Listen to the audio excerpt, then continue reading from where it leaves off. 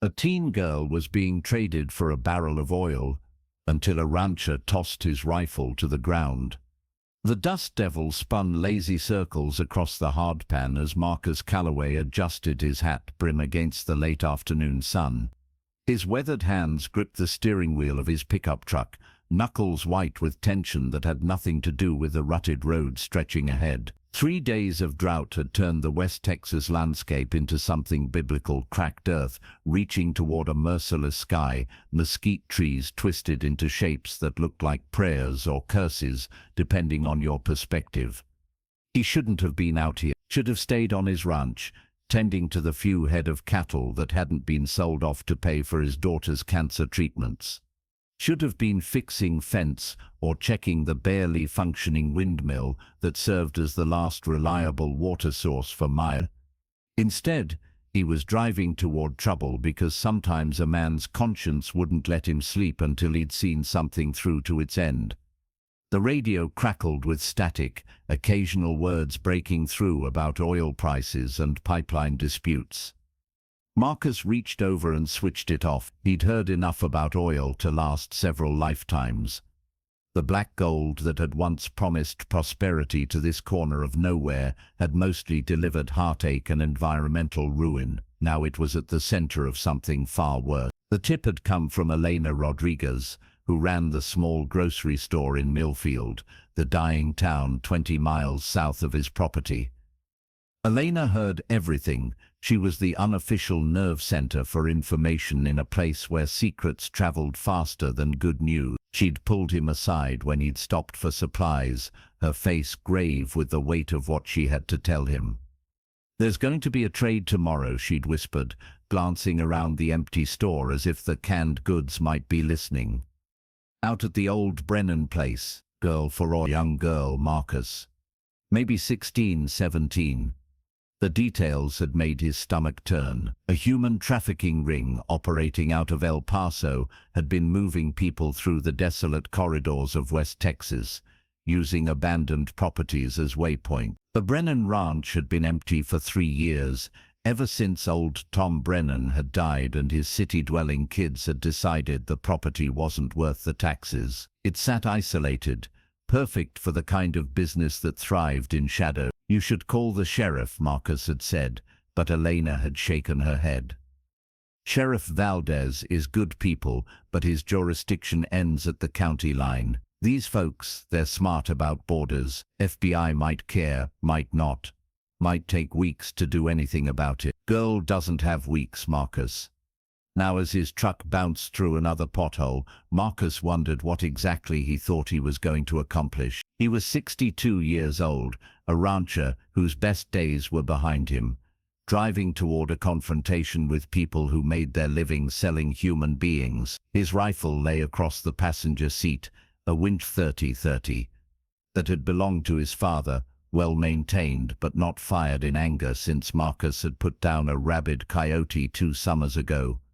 The Brennan place appeared as a cluster of weathered buildings shimmering in the heat haze. Marcus pulled off the main road onto a dirt track that hadn't seen maintenance in years, cutting his engine when he was still a quarter-mile out. He'd learned patience during 3 tours in Vietnam, and more patience during 30 years of ranch. Some situations required a man to observe before acting.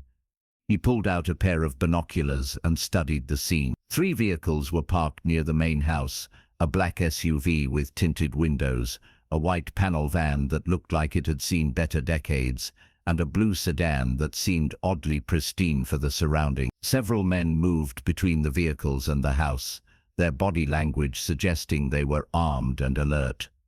Through the broken windows of the farmhouse, Marcus caught glimpses of movement. He adjusted the focus on his binoculars and felt his heart sink. A girl sat on what looked like a kitchen chair, her hands bound behind her back. Even from this distance he could see she was young, too young for whatever fate awaited her. Her dark hair hung in front of her face, but her posture spoke of resignation mixed with barely controlled fear. Marcus had seen that look before, in a village outside Da Nang, where children had learned that survival meant becoming invisible. It was a look no child should ever have to wear.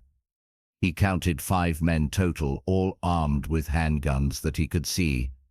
Probably more weapons in the vehicles. The setup suggested this was routine for them. They moved with the casual efficiency of people who had done this many times before. One man, heavy-set with a beard that needed trimming, seemed to be in charge. He kept checking his watch and scanning the horizon, obviously waiting for someone. The someone arrived 15 minutes later in a convoy of 2 pickup trucks, both modified with oversized tanks in their beds. Oil haulers, probably independent contractors, working the margins of the legitimate petroleum trade. The kind of men who might see a barrel of crude oil as worth more than a human life, especially if that life belonged to someone they'd never have to look in the eye again.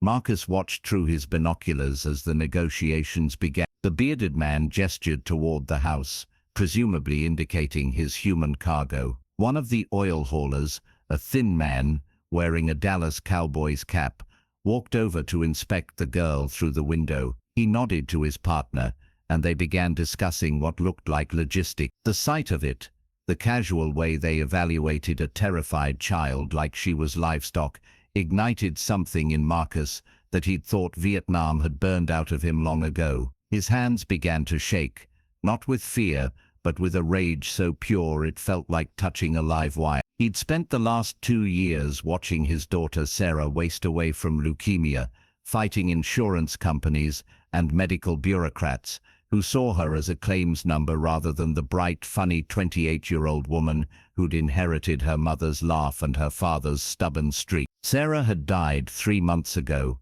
and Marcus had been drifting ever since, going through the motions of living without really understanding why he bothered.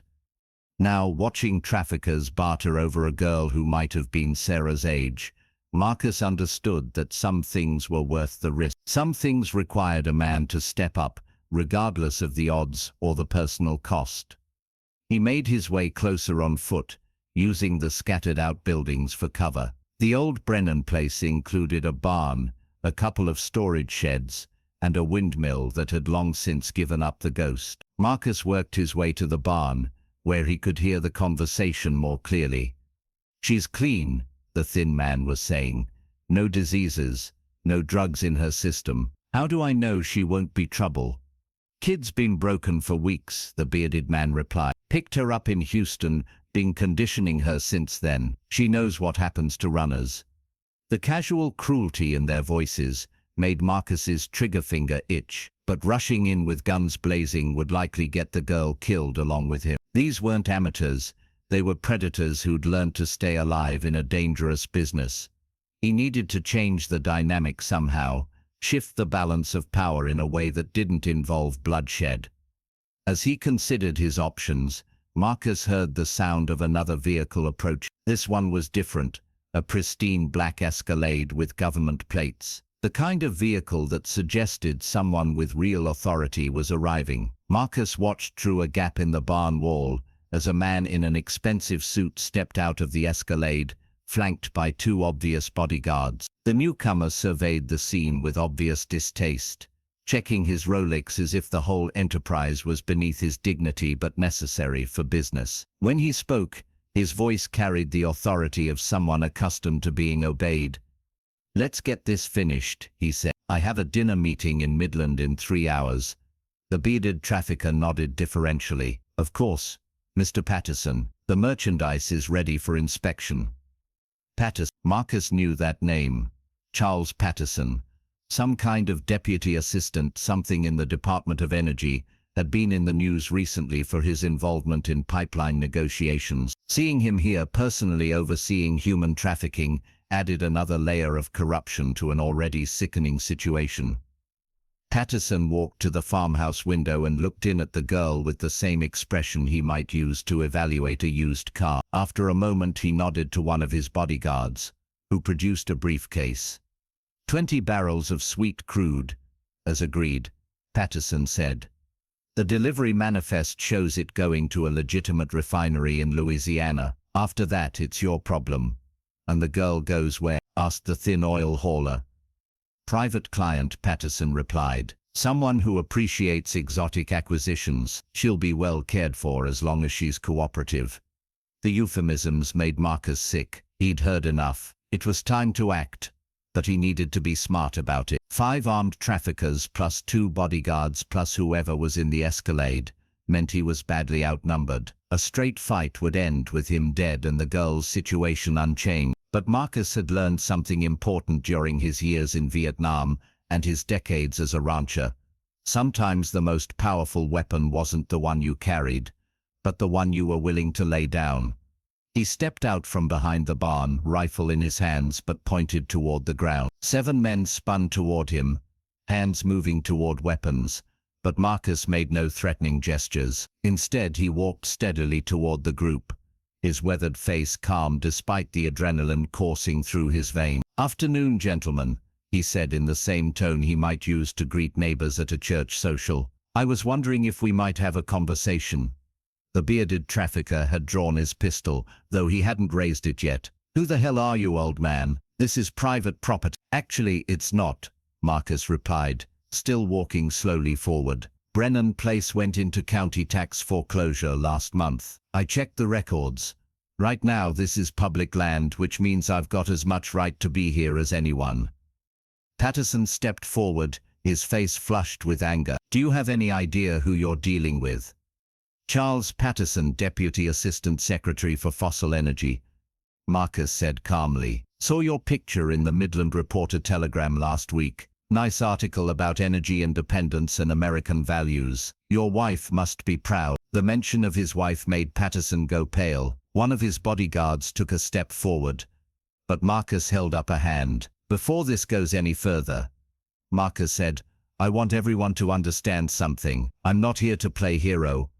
I'm not law enforcement. I'm just a rancher who's had a bad couple of years and doesn't have much left to lose. But I am here with a proposition." He could see confusion in their faces. This wasn't how these encounters usually went. Civilians who stumbled onto their operations either ran away or got disappeared. Nobody walked up and started a conversation. "What kind of proposition?" Patterson asked carefully. Marcus gestured toward the farmhouse. "That girl in there, I'll give you my ranch for her." The silence that followed was broken only by the wind whistling through the broken windmill. Several of the men exchanged glances, clearly trying to process what they'd just heard. "Your ranch?" the thin oil hauler said finally. 6,400 acres. Good water rights, mineral rights included." Marcus continued. "Been in my family for 4 generations. Worth about 800,000 on today's market. Maybe more if oil prices keep climbing. That's got to be worth more than 20 barrels of crude." Patterson laughed, but there was no humor in it. "You're insane. Even if you're serious, we can't exactly put a kidnapped girl through a real estate transaction." "Sure you can," Marcus said. "Girl never existed, far as anyone knows. You found her wandering on the highway, dehydrated and confused, maybe suffering from heat stroke. Being good Samaritans, you brought her to town for medical attention. Meanwhile, I decided I'm tired of ranching and want to sell my property to a nice development corporation that Mr. Patterson here can recommend." He could see the wheels turning in Patterson's head. The ranch would be worth far more than the oil they'd planned to trade, and it would provide a legitimate way to launder significant amounts of money through real estate. More importantly, it would eliminate a witness while making them look like heroes. "And if we refuse?" one of the bodyguards asked. Marcus reached into his shirt pocket and pulled out a small device, his satellite phone, the one piece of modern technology he'd invested in after Sarah's diagnosis required him to stay in contact with hospitals in Houston and Dallas. "Then I push this button," he said calmly, "and a very detailed email gets sent to the FBI, the Texas Rangers, the Border Patrol, and 3 different newspapers. Email includes photos I took with this phone, GPS coordinates of this location, and every license plate number I've memorized since I got here. Also includes a description of Mr. Patterson and his role in tonight's festivities." Patterson's face went through several shades of red. "You're bluffing." "Am I?" Marcus asked. Charles Patterson, born in Oklahoma City, graduated from Texas A&M with a degree in petroleum engineering, worked for ExxonMobil for 15 years before joining the Department of Energy. Wife's name is Linda, works as a pediatric nurse at Methodist Hospital in Houston. 2 kids, Jennifer, age 16, attends St. Agnes Academy. Michael, age 14, plays on the Katy Junior High football team. The recitation of personal details made Patterson take an involuntary step backward. Marcus had done his homework during the drive from Elena's store, using his phone to research the man whose corruption had made tonight possible. That information comes from public records and social media, Marcus continued. But imagine what real investigators might find if they started digging. Imagine what your wife might think when she sees her husband's picture on the front page, associated with human trafficking. Imagine what happens to your kids when their classmates start asking questions. For a long moment, nobody moved. The standoff stretched out under the vast Texas sky, 7 armed men facing one old rancher who'd just wagered everything he owned on the hope that greed might triumph over violence. Finally, Patterson spoke. "How do we know you won't go to the authorities anyway?" "Because I'll be just as guilty as you are," Marcus replied. "I'll have knowingly participated in money laundering and obstruction of justice. My word against yours becomes mutually assured destruction." The bearded trafficker looked confused. "Boss, this is getting complicated. Why don't we just—" "Shut up," Patterson snapped. He studied Marcus for a long moment, clearly weighing options. "How do we know the ranch is really worth what you claim?" Marcus pulled a folded paper from his pocket. "Property tax assessment from last year. Mineral rights survey from Both documents are public record, easy to verify." Patterson examined the papers, then handed them to one of his bodyguards, who pulled out a smartphone and began making calls. While they waited for verification, Marcus found himself studying the farmhouse window where the girl sat. She'd lifted her head enough that he could see her face, young, terrified, but not broken. There was still fight in her eyes, even if she'd learned to keep it hidden. She reminded him of Sarah at that age, full of dreams and determination, believing the world was basically good and that people like her father would always be there to protect her. Marcus had failed to protect Sarah from cancer, but maybe he could protect this girl from something worse. "Property checks out," the bodyguard reported. "Assessment matches what he claimed, and the mineral rights are legitimate." Patterson nodded slowly. "This is highly irregular, but the economics are sound. The girl becomes our Good Samaritan story, and we acquire valuable real estate through a legitimate transaction." "What about the oil?" the thin hauler asked. "You still get your oil," Patterson said. "Consider it a bonus for your cooperation and discretion." Marcus felt a mixture of relief and grief as he realized his gamble had worked. The ranch that had been in his family for 4 generations was gone, but a young girl would live to see tomorrow. It seemed like a fair trade, especially since the ranch had never felt the same after Sarah's death anyway. "There are conditions," he said. Patterson's eyebrows rose. "You're hardly in a position to make demand." "The girl gets proper medical attention," Marcus continued, as if the other man hadn't spoken. "Full examination, treatment for any injuries or illness, clean clothes and a hot meal. She gets delivered safely to a women's shelter in San Antonio. I'll give you the address. And she gets a story that explains her situation without implicating anyone here. And in return," Marcus reached down and set his rifle carefully on the ground. The gesture was symbolic but clear.